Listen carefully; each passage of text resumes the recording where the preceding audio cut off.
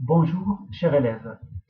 Donc, pour la révision des CCF de sciences physiques pour les terminales bac pro prof, donc je vous ai choisi trois exercices.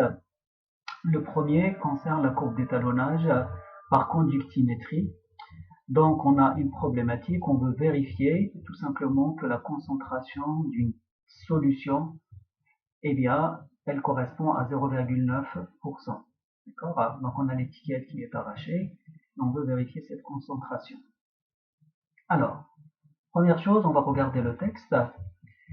Donc, vous êtes en stage en parapharmacie, votre responsable souhaite vérifier la concentration molaire. Donc, c'est marqué bien la concentration molaire. Je souligne tout simplement ça. D'une solution dont l'étiquette est arrachée et vérifier qu'il s'agit bien d'un sérum physiologique dont il faut rétablir l'étiquette avec exactitude. Donner la concentration C en grammes par litre de la solution de chlorure de sodium. Donc ici, en regardant les étiquettes, ils nous disent qu'on a une solution à 0,9%. Qu'est-ce que ça veut dire 0,9%? Ça veut dire 0,9 grammes dans 100 millilitres ou 100 grammes d'eau. J'écris ça sous forme de tableau, donc 0,9 grammes dans 100 millilitres. Moi, j'aimerais savoir la concentration dans un litre. Donc un litre, c'est 1000 millilitres. Vous faites le produit en croix, 1000 fois 0,9 divisé par 100, ce qui nous donne 9 grammes. Donc, ça aura une concentration massique de 9 grammes par litre. Alors, après, pour trouver la concentration molaire, il faut chercher ce qu'on appelle la masse molaire. Donc, la masse molaire du chlorure de sodium NaCl, ça se calcule par la somme des différentes masses molaires des constituants. Donc, ici, les constituants, c'est le sodium Na et le chlore Cl, 23,5 pour le chlore et 23 grammes par mol pour le sodium. On additionne les deux, et on tombe sur 58,5 grammes par mol. Qu'est-ce que ça veut dire? Ça veut dire qu'une mol de NaCl pèse 58,5 grammes. Alors, on déduire la concentration de la solution en mol par litre, sauf que nous, notre solution, il a une concentration de 9 grammes par litre, non pas 58,5 grammes. Donc, on va chercher ce qu'on appelle le nombre de moles contenu dans notre solution. Et le nombre de moles, ça se calcule par la masse de la solution divisé par la masse molaire. La masse de la solution, c'est 9, divisé par la masse molaire 58,5, et on trouve à peu près 0,15 mol. Donc dans un litre, on a 0,15 mol, ce qui nous donne une solution de concentration molaire égale à 0,15 mol par litre. Donc voilà la concentration molaire de notre solution. Alors maintenant, on va préparer ce qu'on appelle la courbe d'étalonnage en préparant bien sûr des solutions phi par dilution. Donc on va partir d'une solution mère qui a une concentration molaire de 0,01 mol par litre, et on va diluer tout ça pour obtenir 4 solutions différentes. Alors chaque solution a un volume de 50 millilitres et les concentrations sont 0,02, 0,04, 0,05, 0,08. Et je crois que j'en ai oublié, bien sûr, 0,01. D'accord? Donc 0,01, 0,02, 0,04. Ça, c'était 0,01, pardon. Et 0,08. Alors, pour réaliser ces dilutions, on va utiliser la formule F, c'est ce qu'on appelle le facteur de dilution. Cm, c'est la concentration de la solution mère. Donc, pour nous, c'est 0,01. Et Cf, c'est la concentration de la solution phi, qui est égale au volume de la solution phi. Alors, ici, en l'occurrence, c'est 50 ml, divisé par le volume prélevé, Vm, bien sûr, qu'on cherche. Alors pour la première solution mère, donc vous avez 0,01, vous allez prélever 50 millilitres. Pour la solution S1 de concentration 0,08, eh bien tout simplement on va utiliser cette fameuse formule Cm sur Cf est égal à Vf sur Vm. Alors Cm c'est la concentration de la solution mère, 0,01, divisé par la concentration de la solution phi qui est 0,08.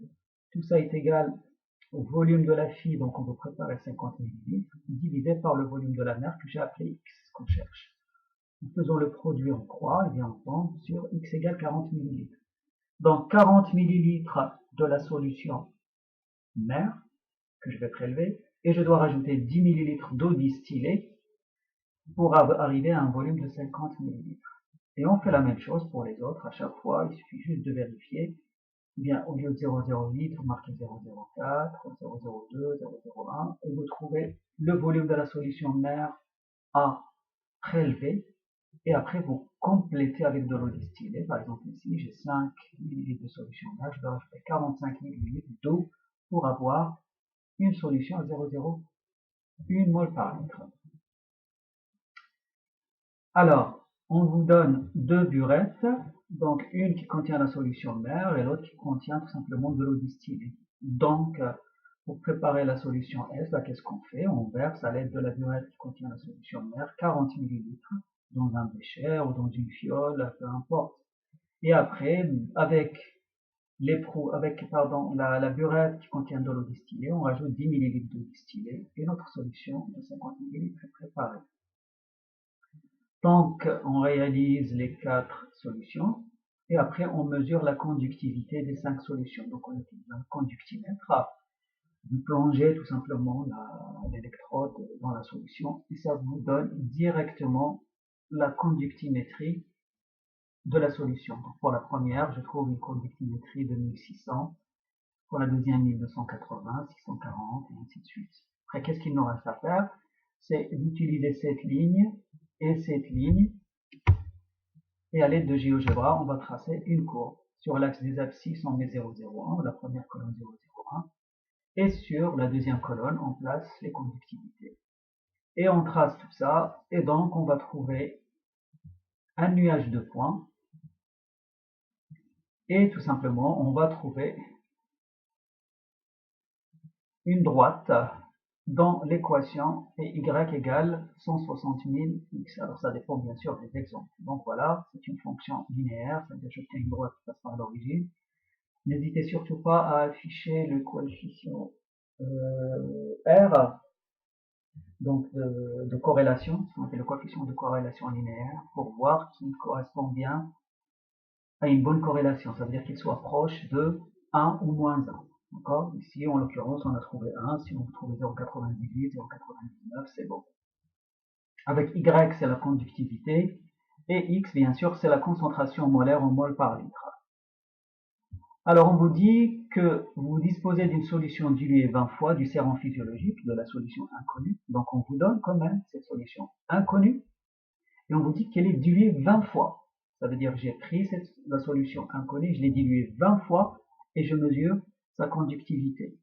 Eh bien, je trouve 1120.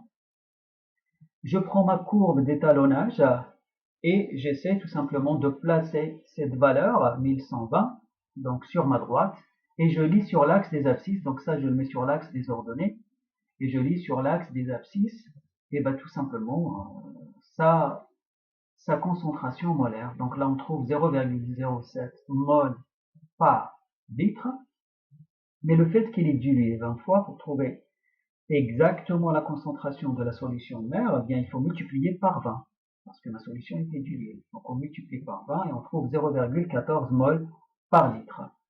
Alors qu'est-ce qu'on peut conclure? Que la concentration molaire de la solution inconnue est de 0,14, donc elle est proche de celle d'un sérum physiologique parce que si vous regardez bien, on l'a calculé tout à l'heure, on a trouvé 0,15 mol. Là on trouve 0,14 mol. Donc c'est à peu près la même chose. Voilà, donc je vous ai pas montré avec GeoGebra la droite, mais on l'a fait en TP. Donc il suffit de placer tout simplement les deux lignes, comme je viens de vous dire.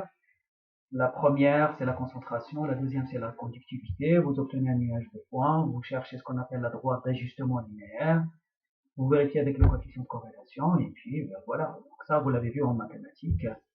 Et pour trouver bien sûr la concentration de la solution inconnue, c'est pas compliqué. Vous tapez dans GeoGebra y égale 1120 ou tout simplement vous utilisez votre équation, d'accord? Donc y égale 1120 est égal à 160 000. Vous faites les calculs. On peut vérifier bien sûr avec les calculatrices, c'est pas compliqué. Donc, Y, on a dit c'est la conductivité. Donc, 1120, c'est une équation du premier degré. Je divise par 160 000, divisé par 160 000. Et vous voyez, je trouve 0,007. C'est pas compliqué. Et je vous remercie.